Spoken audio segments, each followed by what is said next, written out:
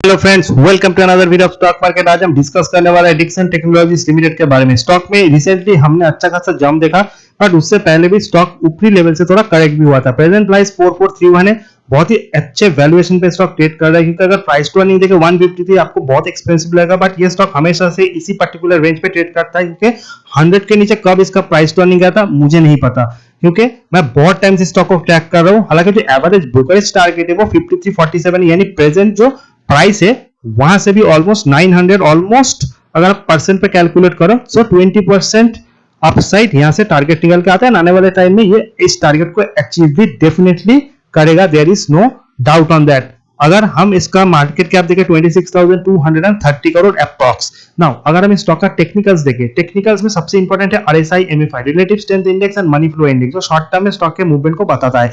70 के ऊपर stock overbought होता है, 30 के नीचे ओवरसोल्ड। RSI में इसका स्कोर है 52, यानी ओवरबॉट एंड ओवरसोल्ड जोन के बीच में किसी भी तरह का मूवमेंट दे सकता है। MFI में 60, यानी कहीं पे भी ये ओवरबॉट भी नहीं है, ओवरसोल्ड भी नहीं है। सेकंड इंपॉर्टेंट थिंग आता है EMA and SMA, simple and explanation moving average, जो टेक्निकल टर्म्स में एनालिस्ट जो होते हैं वो बहुत टाइम यूज करते हैं। नाउ एक्सप्लेनेशन मूविंग एवरेज में सबसे इंपॉर्टेंट होता है simple moving average and explanation moving average. Explanation moving average क्यों इंपॉर्टेंट होता है? क्योंकि इसका कैलकुलेशन जो होता है, वो फॉर्मूला होता है, वो ज्यादा वैल्यूएबल होता है, इसलिए लोग इसको ज्यादा इंपॉर्टेंस देते हैं। जहां पे 100 डे, 200 डे, 50 डे, 20 है, 26 डे, इस तरह से कैलकुलेट किया जाता है।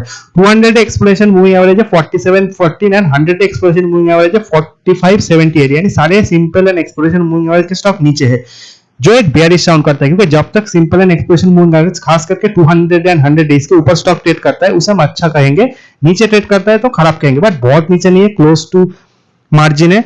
एंड सबसे इंपॉर्टेंट चीज इसका रिटर्न। 1 वीक में स्टॉक ने बहुत बड़ी रिटर्न तो नहीं दिया, 4300 एंड 4600 के बीच में स्टॉक रहा। 1 मंथ हाई लो देखोगे तो 4000 का लो इसने टच किया, एंड 3 मंथ पहले भी इसी लो को स्टॉक ने टच किया था। 6 मंथ लो भी यही है। सो 4000 स्टॉक का एक इंपॉर्टेंट सपोर्ट बन चुका है। नाउ अगर आप 6 मंथ हाई देखोगे 6200 के पास है, 3 मंथ हाई देखोगे तो 5500 के पास है, यानी यहां से स्टॉक का जो ब्रोकरेज टारगेट है जिस जगह पे, यानी 20% ऊपर, वहीं पे 3 महीने पहले स्टॉक था। सो ऊपरी लेवल से स्टॉक करेक्ट हो चुका है। So according to me stock का जो रेंज है 4000 टू 5500, यानी ये 1500 के रेंज में स्टॉक ने 4000 के लेवल को टच किया, वहां से 400 पॉइंट ऊपर है। मुझे स्टॉक बहुत ही अच्छा लग रहा है। हालांकि लास्ट डे में ये 2% ऊपर चढ़ के बंद हुआ। सो जिस रेंज पे है, अगर आप लॉन्ग टर्म बायर हो, स्टॉक को डेफिनेटली इस प्राइस पे बाय कर सकते हो, आपको बहुत अच्छा वैल्यूएशन मिलेगा। नीचे की तरफ 4000 का बहुत ही बड़ा सपोर्ट है, एंड ऊपर की तरफ जो रेजिस्टेंस है वो 5500 है, एंड वहां तक स्टॉक जा ही सकता है। उससे पहले 5000 का भी एक हर्डल स्टॉक को क्रॉस करना पड़ेगा। नाउ अगर हम स्टॉक का resistance and support technical terms में देखें, सो यहां से जो रेजिस्टेंस निकल का आता है 4451, 4493, क्योंकि इसके ऊपर इसका simple and exploration moving average है 200 है, 100 है, वो भी एक एट दैट मोमेंट रेजिस्टेंस है, बट उसके ऊपर अगर चला जाए, क्लोजिंग देते तो वो एक सपोर्ट बन जाएगा। एंड इसका सपोर्ट कहां पे? 4200, 4250, 4300, these are the support, and 4000 is a big support. Now हम देखेंगे फाइनेंशियल्स, यानी फंडामेंटल। फंडामेंटल एनालिसिस में सबसे इंपॉर्टेंट है प्रॉफिट एंड लॉस स्टेटमेंट को देखना, जहां पे कंसोलिडेटेड प्रॉफिट एंड लॉस देखोगे तो लास्ट क्वार्टर में 3073 करोड़ का रेवेन्यू था, comparing 2800 crore in the September, यानी रेवेन्यू में हमने जंप देखा है। नेट प्रॉफिट 46 करोड़ है वर्सेस 62 करोड़। से नेट प्रॉफिट में हमने डिक्लाइन देखा। सितंबर के रिजल्ट बहुत ही अच्छे थे, उस टाइम स्टॉक चला भी था, बट उसके बाद स्टॉक में हमने ये जो करेक्शन देखा है लास्ट 3 महीने में, उसके पीछे मेन रीजन ये प्रॉफिटेबिलिटी का घटना, प्रॉफिट घटने के कारण and due to market volatility stock ऊपरी लेवल से नीचे आए। But in this particular quarter हम अच्छा रिजल्ट का एक्सपेक्टेशंस कर सकते हैं, क्योंकि ये जो डिक्सन टेक्नोलॉजीज है कॉन्ट्रैक्ट मैन्युफैक्चर है, इनका जो 50% रेवेन्यू आता है वो एलईडी टीवी से आता है, यानी एलईडी टीवी के जो पैनल है वो ये बनाते हैं, एंड इनके जो कस्टमर्स है उसमें सैमसंग, पैनासोनिक, TCL, OnePlus जैसे बड़े बड़े ब्रांड, एंड उसी के साथ साथ MI यानी मी जिसे आप जानते हो वो भी शामिल है। यानी ये अपने कॉन्ट्रैक्ट मैन्युफैक्चरर्स के जरिए इनको ऑर्डर मिलता है, उनको ये प्रोवाइड करते हैं कॉन्ट्रैक्ट्स, एंड उसके बाद ये जो मैन्युफैक्चर पार्ट्स होते हैं वो असेंबल करने के बाद सैमसंग हो या फिर MI हो या फिर OnePlus वो कस्टमर को सेल करते हैं। सो डेफिनेटली लास्ट कुछ महीनों से जिस तरह से रॉ मटेरियल के प्राइस बढ़े, एल्यूमिनियम हो, निकल हो, एंड इनके प्रोडक्ट्स में कॉपर, एल्यूमिनियम का भी एक यूज होता है, या फिर प्लास्टिक्स।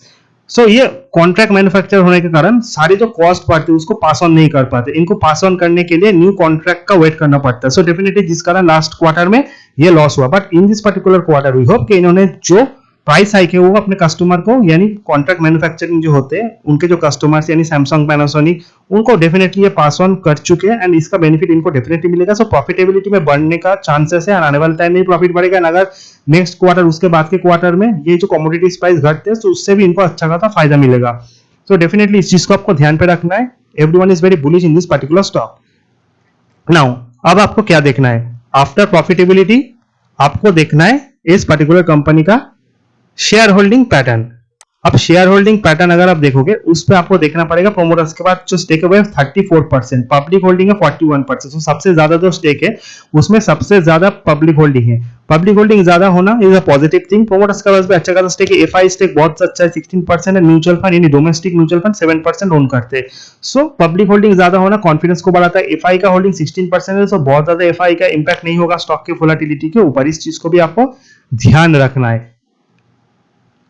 अगर हम इस पर्टिकुलर स्टॉक के कुछ और इंपॉर्टेंट पैरामीटर्स को देखें, वो पीयर्स के साथ कंपैरिजन। अगर आप पीयर्स के साथ कंपेयर करो तो डिक्सन इज द नंबर 1, क्योंकि in this particular segment there are many other company like Voltas, Whirlpool, Blue Star, but ये जो कंपनी है वो डायरेक्ट कस्टमर को सेल करते हैं, बट डिक्सन जो है वो कॉन्ट्रैक्ट मैन्युफैक्चरर है जो इन कंपनीज को प्रोडक्ट्स सप्लाई करते हैं। So Dixon is a kind of unique kind of business. हालांकि यहाँ पे अंबर एंटरप्राइज जैसे कंपनीज भी शामिल है, बट डिक्सन का मार्केट कैप इससे कहीं ज्यादा है and Dixon is much more popular stock comparing to any other stocks. So Dixon के ऊपर आपको खास ध्यान रखना पड़ेगा, इस प्राइस में भी आप स्टॉक को बाय कर सकते हो। सो ये था स्टॉक का एनालिसिस। वीडियो इन्फॉर्मेटिव अच्छा लगा चैनल को लाइक, सब्सक्राइब और शेयर करना मत भूलिए। बिफोर बाय और selling any stock ask your SEBI registered investment advisor without asking them do not buy और सेल एनी स्टॉक। ये वीडियो जो था वो सिर्फ एक एजुकेशनल पर्पस के लिए बनाया गया था। अगर अच्छा लगा तो चैनल को सब्सक्राइब करना मत भूलिए। Thank you for watching.